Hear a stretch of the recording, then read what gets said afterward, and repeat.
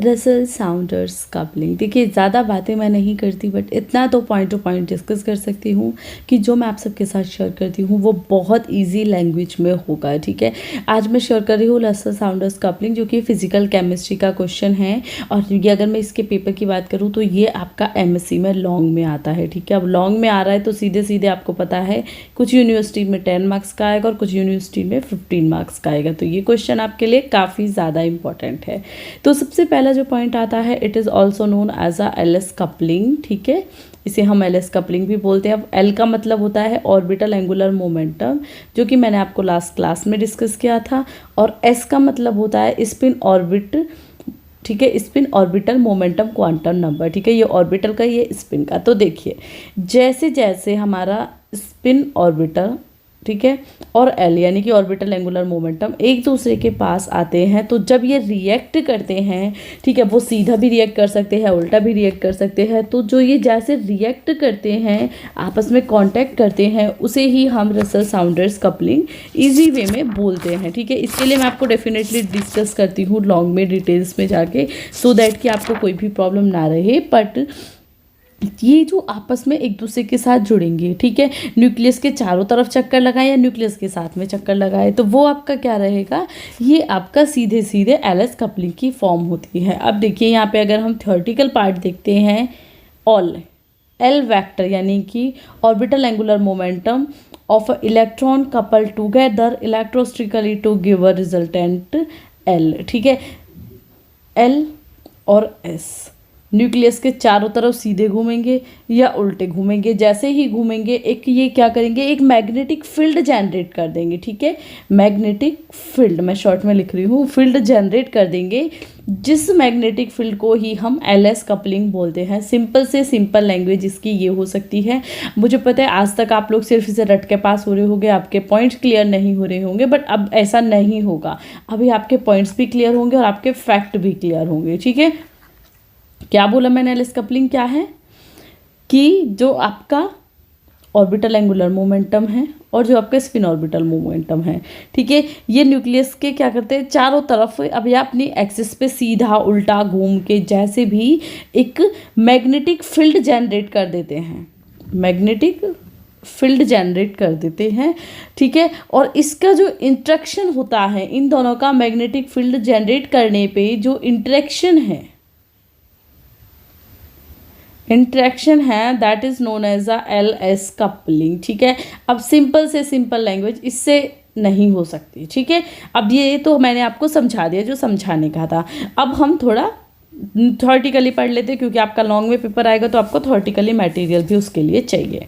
ठीक है, तो देखो ये स्मॉल एल है, स्मॉल एल वेक्टर जो है वो आपका इलेक्ट्रोस्टिकली क्या करता है, रिएक्ट करता है इलेक्ट्रॉन के साथ, और वो आपका एल देता है। ठीक है, एल क्या है, मल्टीप्लिसिटी, आगे हम डिस्कस करेंगे। Then different values of L define the state of electron only while those of L define the state of free atom. ठीक है, देखो अब यहाँ पे एक इसकी बात हो रही है, एक इसकी बात हो रही है, दोनों एल है। ठीक है, जो स्मॉल एल है वो क्या करेगा, इलेक्ट्रॉन की स्टेट बताएगा, और जो एल है वो क्या करेगा, फ्री एटम, ठीक है, या पूरे एटम की स्टेट बताएगा। ठीक है, state of whole atom, whole atom.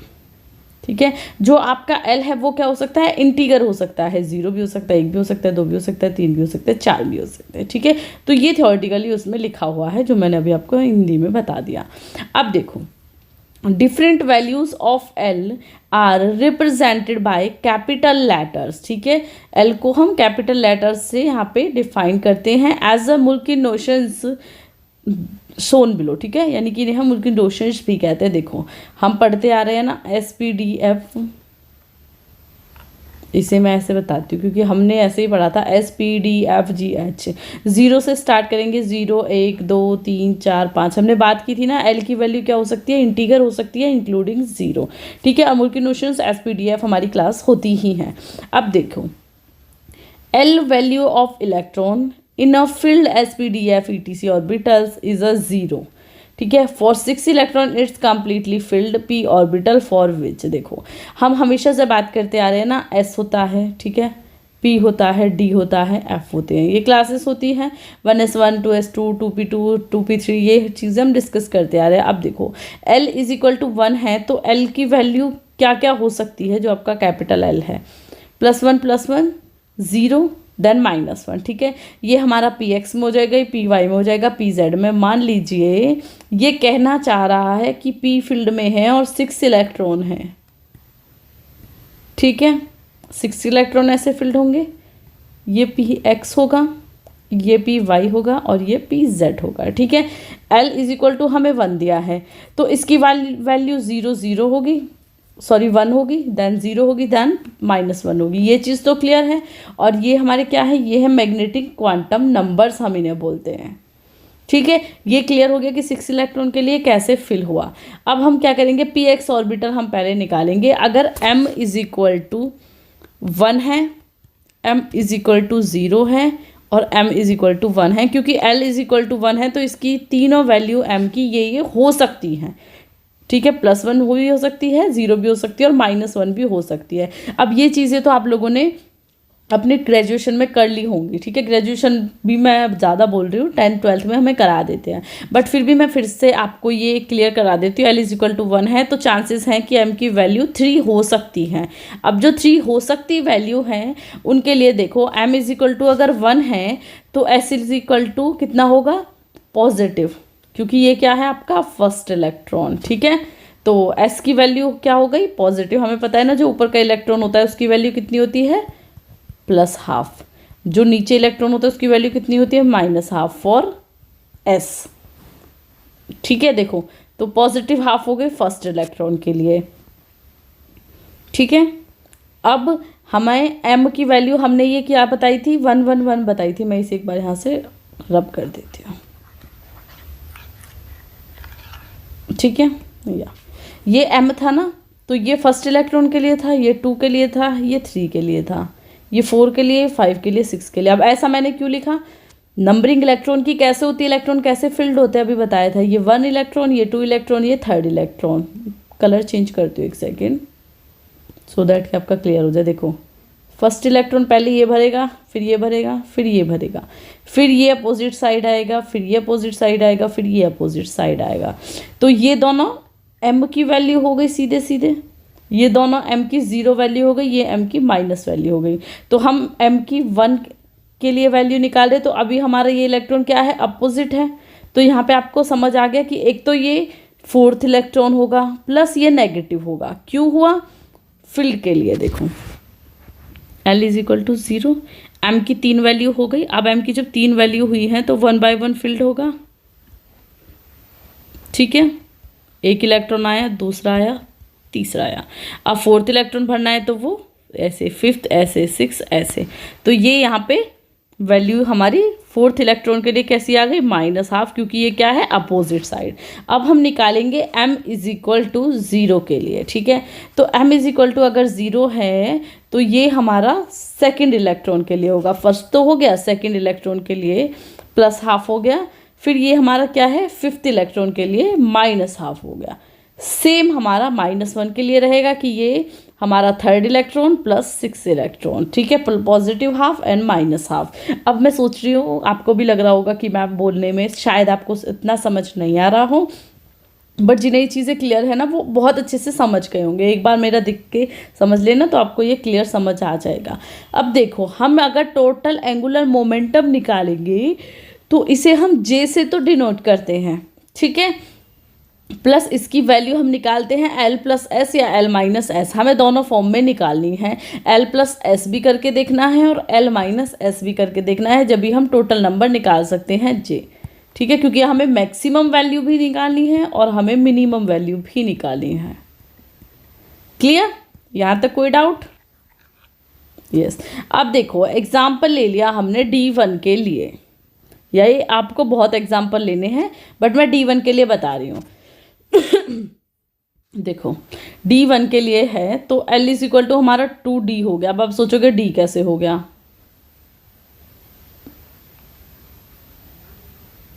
ठीक है, 2D हो गया। N की वैल्यू क्या है, D1 दे रखी है तो N इज इक्वल टू हो गया हमारा 1, ठीक। S इज इक्वल टू हमें पता है n/2 होता है, तो ये 1/2 हम कर देंगे तो हमें एज इट इज़ 1/2 ही मिल जाएगा। अब मल्टीप्लिसिटी क्या होती है, J is equal to 2S plus 1, तो 2 हम रखेंगे, S की वैल्यू हमारी हाफ आई है, प्लस 1 कर देंगे तो ये हमारा 2 आ जाएगा। अब हमें निकालना है, ये मल्टीप्लिसिटी J नहीं थी, ये J है आपका।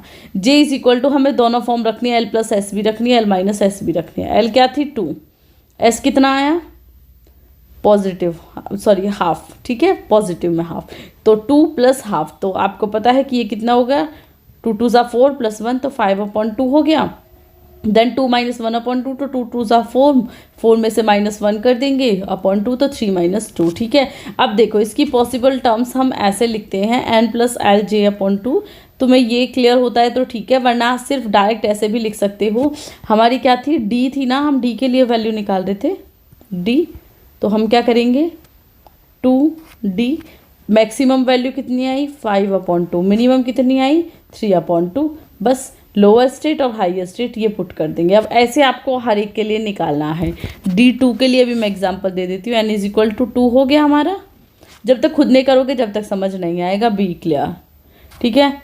S is equal to formula क्या बताया था मैंने, n/2, n कितना आया हमारा 2, तो 2/2 1 आ गया, ठीक है। मल्टीप्लिसिटी 2s प्लस 1, तो s की वैल्यू 1 थी तो ये भी आ गया 3, ठीक है। मतलब कि 3 का मतलब क्या है, SPDF 0 1 2 3, ठीक है। तो क्या आ गया, F आ गया सीधा सीधा ये क्लास के according.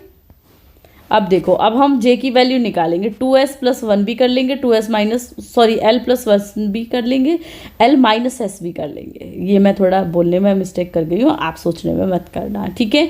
L plus S then L minus S, थोड़ा फिजिकल पोर्शन है, आई नो कि आपको लग रहा होगा मैम आप रटवा रही हो, बट ये रटना नहीं है, ये तो कुछ पॉइंट्स है। अब आपको पता है L प्लस 1 निकालना है, L प्लस एस निकालना है, N निकालना है, तो वो तो आपको निकालना ही है।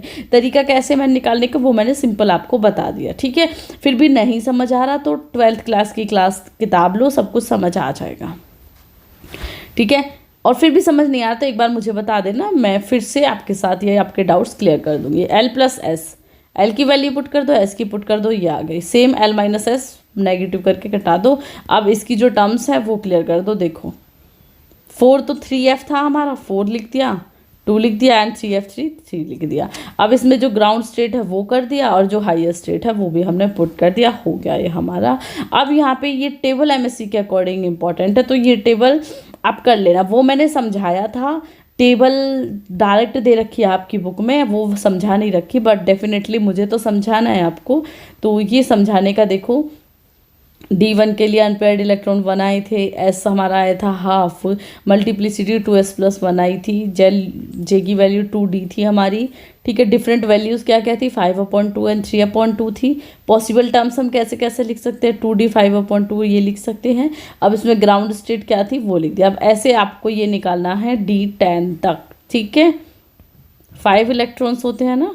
अब देखो, अब आप फिर कन्फ्यूज़ हो गए, यहाँ पुट करते हैं 1 2 3 4 5, ठीक है, 1 2 3 4 5। अब देखो ये सिर्फ तुम 5 के लिए याद कर लेना, क्योंकि जो 6 वाला इलेक्ट्रॉन आएगा वो तो सेम आपके फर्स्ट में ही आएगा ना, जो फर्स्ट वाला पोर्शन था इसी में, तो इसकी वैल्यू सेम होगी एज इट इज़। देखो 5 की वैल्यू सिंगल रहेगी, ठीक है। 6 की क्या रहेगी, D4 करके रहेगी, ठीक है। या क्लियर, यहाँ से मुझे नहीं लगता कि आपको कोई भी डाउट आना चाहिए, ठीक। बट ये आपकी जो क्लासेस हैं वो एज इट इज़ चेंज हो जाएंगी, अदरवाइज कुछ भी चेंज नहीं होगा, सेम आपको लिखना है। देखो जो D4 का इलेक्ट्रॉन है वो आपका एज इट इज़ D6 में भी रहेगा, ठीक है। जो आपका D5 में है, D5 का तो सॉरी इक्वल रहेगा, जो D3 का है वही D7 का भी रहेगा, D3 D7 D2 D8 D1 और D9, ठीक है। ये एज इट इज़ रहेगा। 10 का आपका 0 0 डायरेक्ट आ जाएगा, तो ये आपको थोड़ी सी प्रैक्टिस इसमें करनी होगी। अब थोड़ा सा मैं थ्योरेटिकल फिर बता देती हूँ। The quantity 2s+1 is also known as a multiplicity of L state, ठीक है, एल स्टेट की मल्टीप्लिसिटी है। And the quantity gives permitted value of a given value L. J is called resultant inner quantum number, ठीक है, जे क्या है, resultant inner quantum number. तो ये एक टॉपिक था। आपकी फिजिकल अच्छी है और आपको बहुत अच्छे से समझ आ जाती है, तो इस क्वेश्चन को लॉन्ग करने के लिए तुम D1 तो मैंने बता दिया, D2 भी बता दिया, D3 भी कर सकते हो, D4 भी एक्सप्लेन कर सकते हो। और बिलीव मी आपको अच्छे से समझ आ जाएगी, अच्छे से करना है। और आपको लग रहा है कि मैम हमें तो सिर्फ पेपर के अकॉर्डिंग पास होना है, तो भाई आप सेम टू सेम ऐसे भी इसे क्लियर करके लिख सकते हो, ठीक है। इतना भी आपके लिए लिखना है, ये काफ़ी ज़्यादा इनफ रहेगा क्योंकि मैंने 5 to 6 पेजेस आपको करा दिए। तो अभी मैं क्लास को एंड करती हूँ। आई होप मेरी क्लास आप सबके लिए यूज़फुल रहेगी। So don't forget to subscribe. So bye bye.